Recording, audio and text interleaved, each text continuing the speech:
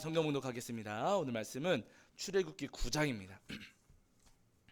출애굽기 9장 8절부터 12절까지 말씀 함께 합독하시겠습니다.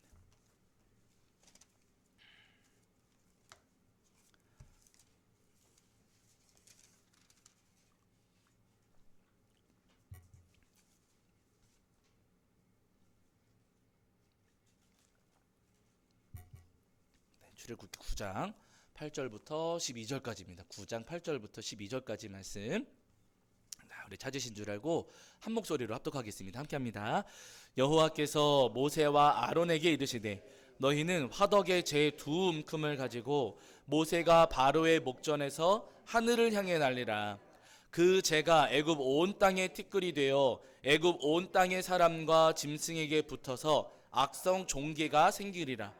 그들이 화덕의 재를 가지고 바로 앞에 서서 모세가 하늘을 향하여 날리니 사람과 짐승에게 붙어 악성 종기가 생기고 요술사들도 악성 종기로 말미암아 모세 앞에 서지 못하니 악성 종기가 요술사들로부터 애굽 모든 사람에게 생겼음이라. 그러나 여호와께서 바로의 마음을 완악하게 하셨으므로 그들의 말을 듣지 아니하였으니 여호와께서 모세에게 말씀하신과 같더라. 아멘. 우리 자리에 앉으시겠습니다. 여러분 한 주간 평안하셨지요?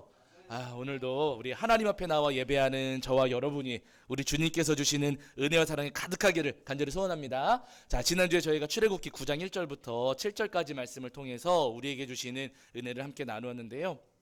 파리 재앙을 겪었던 이 바로가 너무너무 힘들고 괴로우니까 이제 이스라엘 백성들을 보내주겠다고 약속을 했습니다. 그러니까 하나님께서 그 파리들을 다 없애주셨죠. 파리들을 다 없애주시고 나니까 바로의 마음이 다시 뒤집어져 가지고 또 고집을 부렸어요. 그래가지고 하나님께서 다섯 번째 재앙, 이집트의 가축들을 이제 죽이시는 그 재앙을 일으키시게 됩니다. 근데 그 재앙을 일으키실 때 하나님께서 오늘 하겠다, 아니 뭐 지금 하겠다 그렇게 말씀하지 않으시고 내일 내가 이 재앙을 일으키겠다라고 말씀을 하셨어요. 지금 하실 수도 있고 오늘 하실 수도 있는데 하나님께서 굳이 내일 하시겠다라고 말씀하시는 것은 다른 이유가 아니라 그들에게 어떤 기회를 주신다고요?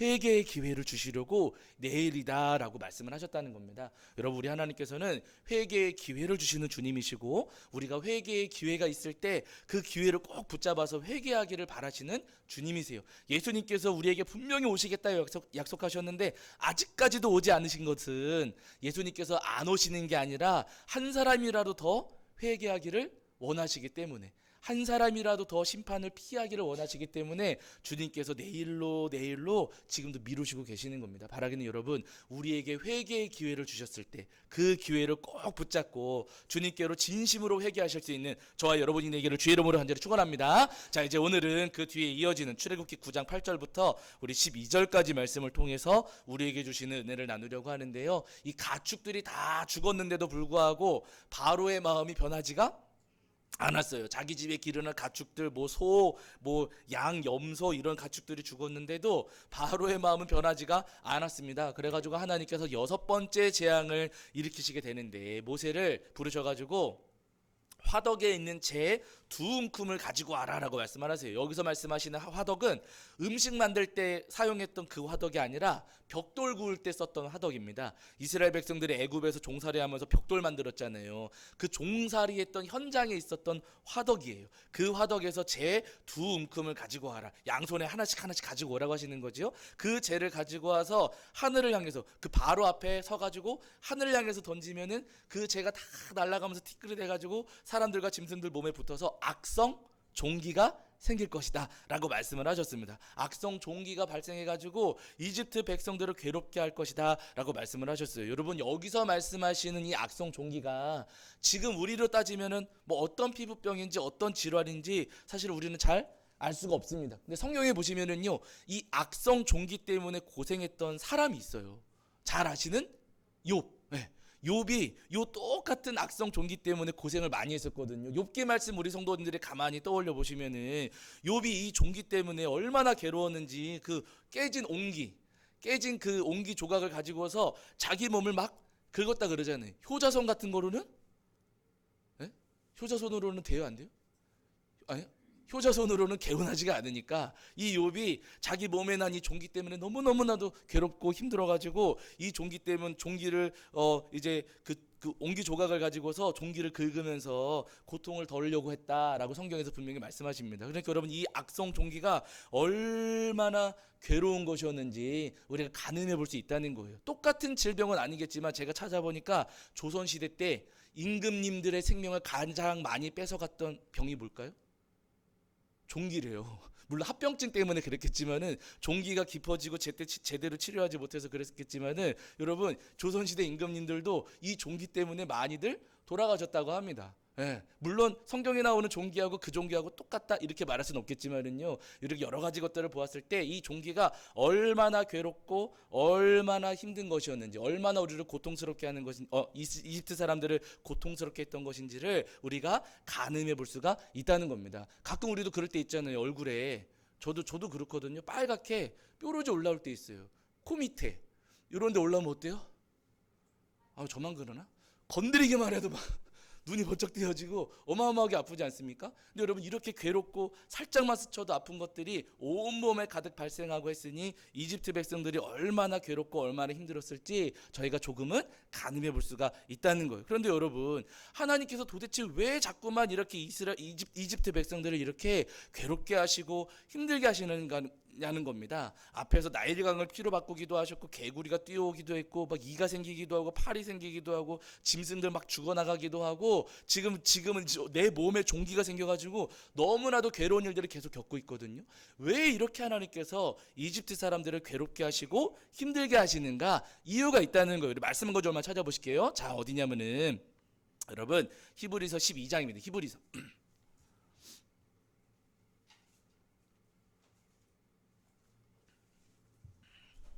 히브리서 12장 5절부터 8절까지 말씀이거든요. 신약성경 367페이지입니다.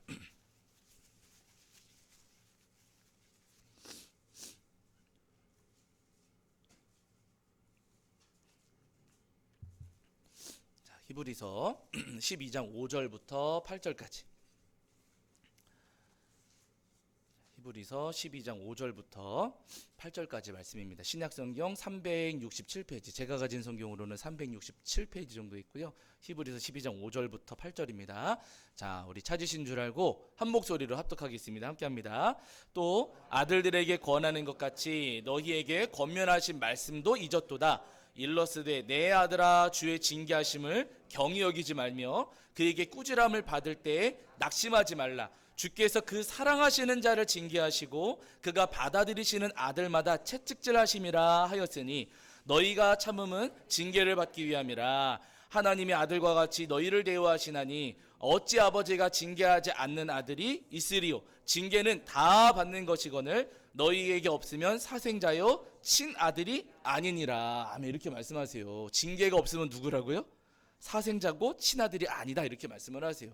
하나님께서 왜 자꾸만 이집트 땅의 바로에게 이렇게 무서운 회초리를 대시고 무서운 일들을 자꾸만 행하시는가? 하나님께서 그들을 아직 포기하시지를 않으신 거예요. 그들이 돌이키기를 바라시기 때문에. 자꾸만 회초리를 드시는 것은요, 그들이 돌아서서 하나님께 돌아서고 그들이 잘못했던 것을 회개하기를 바라시기 때문에 하나님께서 이들에게 자꾸만 어려운 일들도 보내시고 회초리를 대셔서 그들의 삶 가운데 괴롭고 힘든 일들도 행하시는 겁니다. 여러분 오늘 우리의 삶도 사실은 다 마찬가지입니다. 때때로 하나님께서 우리 마음을 괴롭게 하실 때가 있을까요, 없을까요? 있어요. 우리 마음을 괴롭게 하실 때가 있고요, 괜히 내 몸이 아프게 하실 때도 없으신가? 있어요, 여러분. 내 마음에 괴로울 때도 있고 몸이 아플 때도 있고 잠이 안 올 때도 있고 괜히 맛있는 음식 많은데도 밥맛이 없게 만드실 때도 있고 우리 삶을 힘들게 하실 때도 분명히 있습니다. 그때마다 우리가 한 번쯤은 생각해 봐야 될 것은 뭐냐면요, 아, 하나님께서 지금 나한테 회초리를 대실 수도 있겠구나.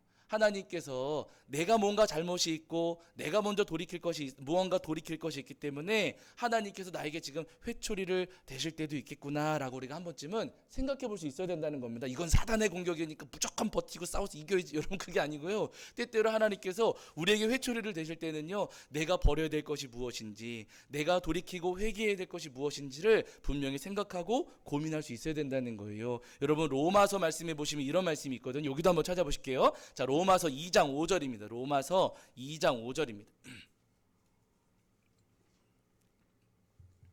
자, 로마서 2장 5절. 신약성경 241페이지입니다. 241페이지. 로마서 2장 5절에 241페이지, 신약성경 241페이지에 로마서 2장 5절입니다. 2장 5절. 자, 우리 찾으신 줄 알고 읽겠습니다. 함께합니다. 시작. 다만 내 고집과 회개하지 아니한 마음을 따라 진노의 날, 곧 하나님의 의로우신 심판이 나타나는 그날에 임할 진노를 내게 쌓는도다. 왜 이렇게 말씀하세요? 번역이 조금 어려우실 수 있겠지만 새 번역 성경으로는 이렇게 말씀하세요. 제가 읽어드릴게요. 그대는 완고하여 회개할 마음이 없으니 하나님의 공정한 심판이 나타날 진노의 날에 자기가 받을 진노를 스스로 쌓아 올리고 있는 것입니다 라고 말씀하고 계세요. 그러니까 여러분, 회개할 마음이 없는 완고한 마음, 하나님께서 회초리 드시고 우리 마음을 자꾸만 치시고 두드리시고 괴롭게도 하시고 때로는 힘들게도 하시고 잠도 안 오게 만드시고 우리가 밥도 안 넘어가게 하시고 그러실 때에 하나님, 제가 무언가 회개할 게 있습니다. 하나님께로 돌이키는 것 아니라 저는 잘못한 거 없는 것 같은데 사단이 저를 공격하는 것 같아요. 하나님, 사단 좀 쫓아내 주세요 라고 하면서 나는 회개하지 않고 끝까지 고집을 부린다면은요, 뭘 쌓고 있는 거라고요? 스스로 하나님의 진노를 쌓고 있는 것입니다 라고 말씀하고 계세요. 우리가 회개하지 아니하고 끝까지 나의 자아가 살아서 나의 자아가 죽지 않는다면은요, 결국 하나님의 심판을 받을 수밖에 없다라고 지금 로마서에서 무섭게 우리에게 말씀하고 계십니다. 여러분, 오늘 우리가 읽었던 출애굽기 말씀 보시면은요, 바로가 지금 5번, 6번째 재앙까지 지금 겪었잖아요. 하나님께서 6번째 회초리까지, 아주 무서운 회초리를 드셔가지고 6번째 재앙까지 일으키셨습니다. 그런데 여러분, 오늘 본문에 보시면은 지금 종기가 생겨가지고 그렇게 고통받고 있기는 하지만은 오늘 본문에 여러분 가만히 보시면은요, 이 종기보다, 악성 종기보다 더 무서운 징계 한 가지가 있었어요. 여러분, 여기도 한번 보실게요. 자꾸 왔다 갔다 해서 정말 죄송합니다. 출애굽기 여러분 9장이거든요. 출애굽기 9장. 출애굽기 9장 12절에 하나님께서 정말 무서운 징계 한 가지를 내리셨어요.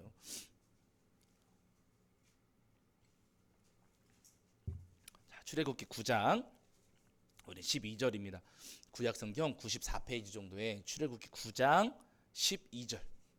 네, 9장 12절. 자, 함께 읽겠습니다. 함께 합니다. 시작. 그러나 여호와께서 바로의 마음을 완악하게 하셨으므로 그들의 말을 듣지 아니하였으니 여호와께서 모세에게 말씀하심과 같더라. 여기 보시면은요, 여러분, 여기 차이가 한 가지가 있어요. 첫 번째부터 5번째 재앙이 일어났을 때는 바로가 자기 마음을 완악하게 했다. 바로가 마음을 완강하게 했다. 바로가 마음을 완악하게 했다. 계속 그렇게 말씀하셨거든요. 근데 여러분, 6번째 지나간 다음에는 여기서는 누가요?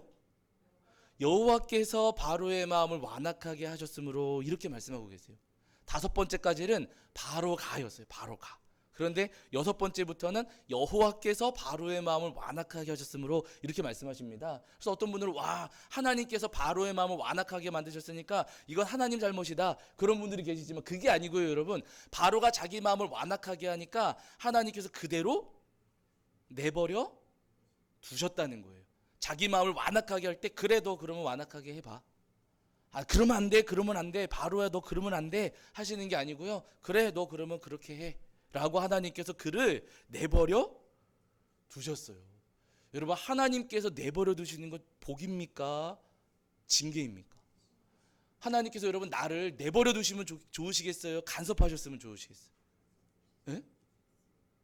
아니, 내버려 두셨으면 좋으시겠어요? 아니잖아요. 여러분, 하나님께서 내 삶에 자꾸만 말씀해 주시고 그거 아니야, 그거 아니야, 그건 괜찮아, 그건 괜찮아 말씀해 주시는 게 좋으십니까? 너는 너 마음대로 하고 싶은 대로 다 해라, 내버려 두시는 게 좋습니까? 예?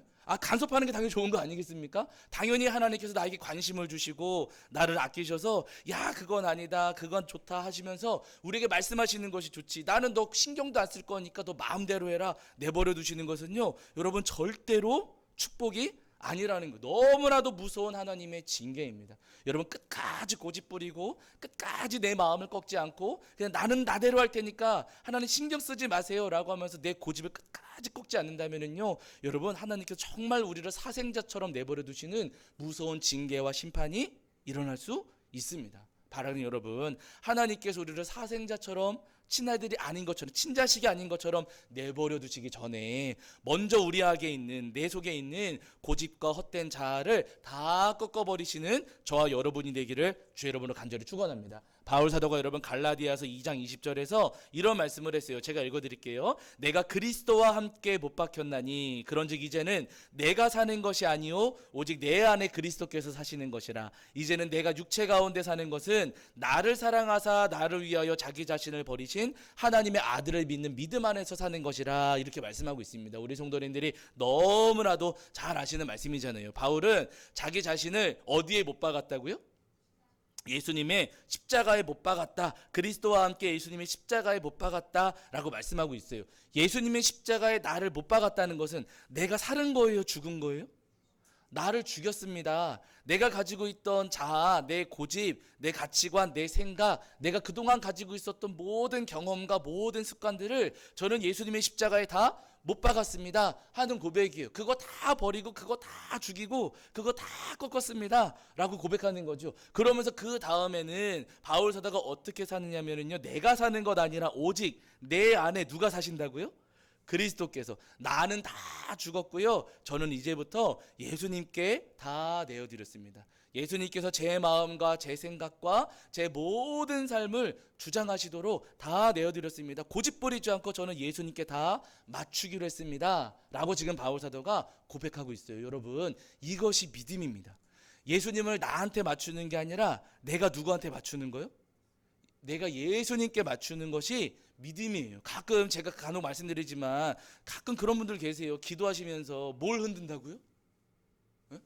뭐 흔들고 싶다 그래요? 하늘의 보좌를 막 흔들어가지고 어떻게 내가 원하는 바를 이루기 위해서 하늘의 보좌를 흔드는 기도를 하자고 막 그런 분들이 간혹 계세요. 여러분, 내 뜻을 이루기 위해서 하늘 보좌를 흔드는 게 맞습니까? 하나님의 뜻이 내 안에 이루어지기 위해서 내가 흔들어지고 무너지는 게 맞습니까? 하늘 보좌를 흔드는 게 믿음이겠어요? 나를 십자가에 못 박는 게 믿음이겠어요?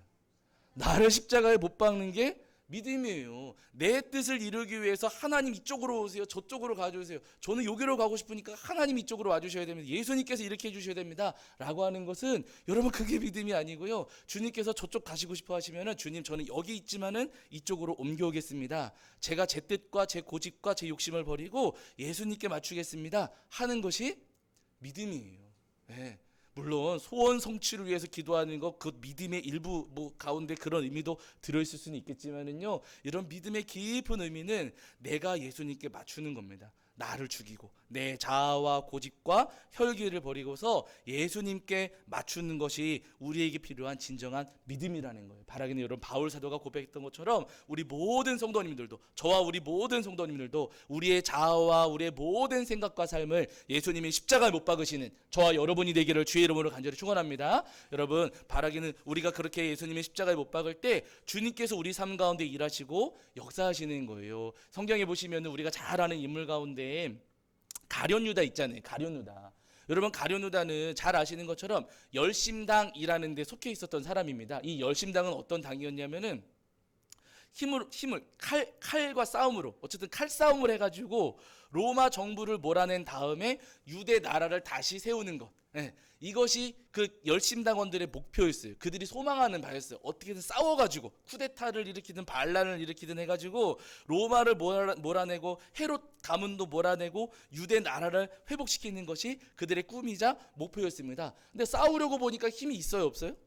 자기들한테 힘이 많지가 않는 거예요. 따르는 사람들이 많지가 않습니다. 그런데 가만히 보니까 예수님을 따르는 사람들이 굉장히 많았어요. 예수님 가는 곳마다 사람들이 구름대처럼 몰려들고 예수님의 인기가 어마어마했습니다. 그러니까 이 가룟 유다가 무슨 생각을 했냐면, 우리는 힘이 없지만 저 예수님을 잘만 이용하면 반란을 일으키고 전쟁을 일으킬 수가 있겠다. 저분만 우리 편이 돼주시면은 저분을 따르는 모든 사람들을 우리 세력으로 흡수해가지고 우리가 전쟁 일으킬 수 있겠다. 이런 생각과 이런 계산이 가룟 유다에게 있었던 겁니다. 그래가지고 가룟 유다가 열심히 예수님 따라다니면서 예수님을 잘 활용하고 이용해서 전쟁을 일으키려고 했어요. 그런데 여러분, 예수님께서는 전쟁하실 마음이 없잖아요. 그렇죠? 칼 들고 싸우실 마음이 예수님은 없으셨고, 세상의 왕이 되고 싶으신 마음도 없으셨어요. 가룟 유다의 생각하고 예수님의 생각은 전혀 달랐습니다.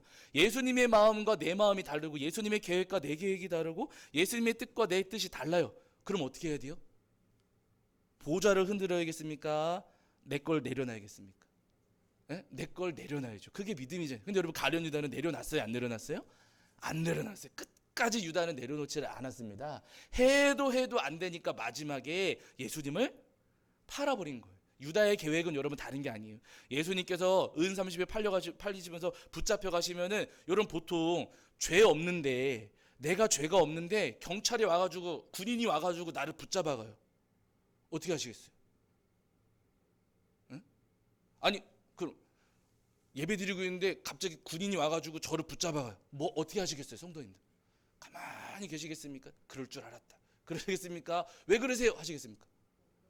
왜 그러세요? 한마디라도 하시지 않겠습니까? 누가 저를 붙잡아가면, 예전에 제가 그 집에 경찰서로 출석하라는 편지가 하나 왔어요. 집에 혼자 살 때 경찰서 와가지고 조사를 받으라는 거예요.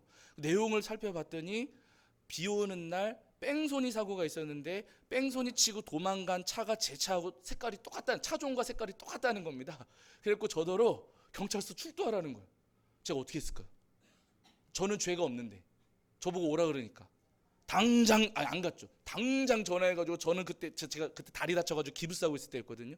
제가 다리 다쳐가지고 운전도 제대로 못하는데 비 오는 날 거기로 왜 가겠습니까? 막 그러면서, 저는 그런 적 없다고 막 그렇게 따졌거든요. 그랬더니 그쪽 경찰이 네 알겠습니다, 그러면 기다리세요 하고 오지 말라 그러더라고요. 여러분, 죄 없는데 나를 붙잡아 가려고 그러면은요, 가만히 있지 않지요. 저항하고 막 싸우지 않겠습니까? 유다가 그거 생각을 하는 거예요. 예수님께서, 죄 없으신 예수님께서 붙잡혀 가시면 예수님이 저항하지 않을까? 아니면은 예수님 저항 안 하시더라도 예수님을 따르는 사람들이 그 모습 보면서 왜 우리 예수님 붙잡아가냐고 소리치지 않을까? 그렇게 소리치면서 이렇게 뭐라 그럴까요? 반기가 일어나면, 반감이 생기면 그 에너지를 잘 활용해서 전쟁 일으켜야지 하는 게 유다의 큰 계획이었어요. 그런데 여러분, 돼요, 안 돼요? 안 돼요. 자기 계획대로, 자기 생각대로 되지 않았습니다. 결국에는 여러분, 유다는요, 결국에는 성경에 분명히 기록되기를 예수님을 팔아 넘긴 아주 못난 제자, 큰 죄인으로 기록된 채 마무리가 됩니다. 여러분, 나를 버리지 않고 내 혈기와 고집을 꺾지 않고 어떻게든 내 뜻대로 하려고 하는 것은요, 여러분, 그것은 믿음이 절대로 아니고, 정말로 주님께서 오늘 우리에게 원하시는 믿음은요, 나를 십자가에 못 박고 내 자아와 내 혈기와 나의 모든 고집을 주님의 십자가에 못 박고 예수님으로 살아가는 것을 우리 주님께서 우리에게 원하신다는 겁니다. 바라기는 여러분, 때때로 우리의 마음 가운데에도 이 유다 같은 마음이 분명히 있어요. 예수님 이용해서 뭔가 해보려고 하는 마음들이 분명히 있습니다. 그러나 여러분, 나를 위해서 예수님을 이용하는 것 아니라 예수님께 내 모든 것들을 맞춰드리고, 우리의 모든 자아와 모든 혈기와 모든 생각과 모든 고집은 예수님의 십자가에 단단히 못 박으시는 저와 여러분이 되기를 주 여러분으로 간절히 축원합니다. 여러분, 베드로도 기억하시잖아요. 베드로도 혈기가 대단한 사람이었어요. 잘 아시는 것처럼 가이사랴 빌립보, 예수님께서 제자들 데리고 가이사랴 빌립보 가셨을 때 제자들에게 물으셨어요. 사람들이 나를 누구라 하느냐? 제자들이 대답하죠. 뭐 누구는 엘리야라던데요, 뭐 세례 요한이라던데요, 뭐 조금 선생님이시라는데요. 다 대답을 합니다. 너희는 나를 누구라 하느냐 물으시니까, 그때 베드로가 주는 그리스도시요 살아계신 하나님의 아들이십니다 대답을 해요. 그 대답이 만점짜리 대답이었어요. 그러니까 예수님께서 베드로를 크게 칭찬하십니다. 아주 크게 칭찬하셨어요. 그리고 그때 가서야 제자들이 예수님을 그리스도로 알고 그리스도로 믿게 되니까, 그 전까지는 말씀하지 않으셨던 이제 예수님의 순환과 예수님의 죽으심과 예수님의 부활에 대한 말씀을 그제 가서 말씀을 하세요. 그리스도를 믿게 되니까 그제서 예수님께서 말씀을 하십니다. 예수님께서 나 이제 순환당하고 나 십자가에 달려 죽은 다음에 부활할 거야 라고 예수님께서 베드로와 제자들에게 말씀하셨어요. 그때 베드로가 어떻게 했다고요? 예수님을 붙잡고 항변했다라고 마태복음에서 말씀하시거든요. 예수님의 멱살을 딱 붙잡고서 당신 지금 무슨 소리 하는 거야? 하고 베드로가 예수님 붙잡고서는 막 이렇게 흔들었다는 겁니다. 왜냐하면 베드로는 예수님 따라올 때 뭐 버렸어요? 금을 버리고 배도 버리고 왔잖아요. 물론 그게 자기 거였는지는 모르겠지만 어쨌든 자기의 생업을 버리고 예수님 따라왔어요. 물고기 잡아봐야 소망이 없는데 예수님 따라가면 그래도 저분이 왕이라도 되셔가지고 나한테 한 자리는 주지 않을까, 이런 기대감이 베드로의 마음 가운데도 어느 정도는 있었던 거죠. 다 버리고 예수님 따라하는데 내가 모든 것을 다 바쳤던 분이 고난 당하시고 돌아가시겠다고 말씀을 하시니 좋아요, 나빠요? 이게 용납할 수가 없는 겁니다. 그래가지고 베드로가 여러분 예수님 붙잡고 무슨 소리 하는 거냐고 하면서 막 항변하고 따졌습니다. 이만큼 베드로가 혈기가 대단했던 사람이고요. 자기의 자아가 어마어마하게 강했던 그런 사람이에요. 그런데 중요한 것은 베드로는 이 혈기와 자아를 예수님의 십자가에 못 박았을까요? 안 박았을까요? 못 박았습니다. 베드로는요, 자기의 혈기와 고집, 자기의 생각들을 다 버리고 결국에는 예수님께 맞추는 사람이 되었어요. 그래서 여러분 나중에 사도행전 같은 말씀 보시면은요, 베드로가 기도하고 있는데 예수님께서 환상 가운데 보자기 보여주시면서, 짐승들 담겨 있는 보자기 보여주시면서 먹어라 먹어라 먹어라 말씀하시죠. 그때마다 베드로가 부정한 건 안 먹어요, 부정한 건 안 먹어요, 부정한 건 안 먹어요. 자기 생각이 분명히 있었지요. 근데 그때마다 예수님께서 내가 깨끗하게 한 것을 왜 안 먹느냐, 내가 깨끗하게 한 것을 부정하다 하지 마라, 예수님 3번 말씀을 하십니다. 그때 베드로가 예수님 말씀을 듣고 자기 생각 고쳐요, 안 고쳐요? 고쳤잖아요. 그러고 나서는 고넬료를 찾아가서 그에게 복음을 전하고 세례도 집리하는 장면 우리가 기억하고 있지 않습니까? 여러분, 베드로는요, 혈기 대단한 사람이었고 자아도 굉장히 강한 사람이었지만은 자기의 혈기와 자아를 예수님의 십자가에 다 못 박았습니다. 그랬기에 베드로는요, 여러분, 그렇게 자존심 세고 그렇게 혈기 대단한 사람이었지만은요, 성경 말씀 속에서 못난 제자가 아니라 예수님의 수제자로, 그리고 복음을 위해서 평생 헌신하고 자기의 생명까지 내놓은 훌륭한 제자로 성경에 기록되어 있어요. 여러분, 오늘 우리도 다 마찬가지입니다. 우리의 자아가 시퍼렇게 살아 있으면은요, 여러분, 우리는 절대로 예수님을 따를 수도 없고 우리가 정말 예수님으로부터 큰 은혜를 입을 수도 없습니다. 우리가 이 땅을 살아가는 동안 정말로 주님께 칭찬받고 인정받고 우리 삶이 회복되고 나아지기를 바라신다면 무엇보다도 내게 있는 거친 혈기와 고집과 나의 자아와 나의 모든 자존심을 예수님의 십자가에 못 박아야 됩니다. 바른 여러분, 우리 삶에 내려주실 주님의 크신 은혜를 우리 성도님들이 기대하시면서 주님, 저의 거친 혈기를 십자가에 제가 못 박겠습니다. 제가 지금 고집 부리면서 이 세월을 살아왔는데 저의 못난 고집도 예수님이 십자가에 못 박고, 제가 가지고 있는 여러 가지 가치관들, 여러 가지 생각들이 있지만 그 또한 다 주님의 십자가에 못 박고 저의 자존심도 십자가에 못 박겠습니다. 그러니 주님, 이제는 제 안에 들어와 저를 대신하여 살아주시고 주님, 저의 주인 되셔서 저의 삶을 인도하여 주시옵소서 기도하시는 저와 여러분이 되기를 주의 이름으로 간절히 축원합니다. 자, 우리 찬송합니다. 찬송가 여러분 288장입니다. 288장 찬송하시면서 준비하신 예물 봉헌하겠습니다. 288장입니다.